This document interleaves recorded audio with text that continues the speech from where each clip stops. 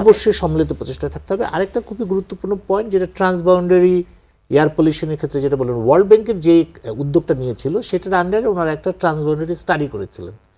সেখানে ওনারা দেখাইছেন যে বাংলাদেশের বায়ু দূষণের যতগুলো সোর্স আছে তার 30% সোর্স কিন্তু আসে ভারত থেকে, এবং এইটা আসে আপনার ওই তো মানে একটা হিমালয়ান ভ্যালি দিয়ে আসে, ব্লা ব্লা ব্লা। এটা একটা বড় কারণ হচ্ছে ওই সময় যে ফসল কাটা হয় নভেম্বর ডিসেম্বরের দিকে, সে ফসল কাটার পরে ওইখানকার বিশেষ করে উত্তরপ্রদেশ, মধ্যপ্রদেশ, পাঞ্জাব এখানে হিউজ এগ্রিকালচার ল্যান্ড, ওগুলোরা ফসলগুলো ধানগুলো কাটার পর ওগুলো পুড়িয়ে দেয় জমির ফার্টিলিটি বাড়ানোর জন্য বা অন্যান্য কাজে। পোড়ানোর ফলে এই পুরো ধোঁয়াটা উঠে দিল্লি হয়ে একদম পশ্চিম অংশ থেকে পূর্বে ভারতের পশ্চিমবঙ্গ হয়ে বাংলাদেশে প্রবেশ করে।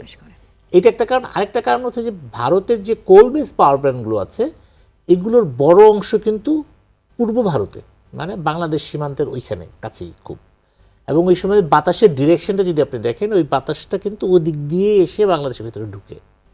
ফলে এইখানে অনেকগুলো ইন্টারনাল কিছু কারণ আছে, এক্সটার্নাল গুলো কারণ আছে। ফলে ইন্টারনাল কারণগুলো আমার গভর্নেন্স, ইন্টারমিনিস্ট্রিয়াল কোঅর্ডিনেশন, আর এক্সটার্নাল গুলো অবশ্যই রিজনাল কোঅপারেশন। এইটার মধ্য দিয়ে আমার মনে হয় যে বায়ু দূষণটা কমানোর সুযোগ আছে।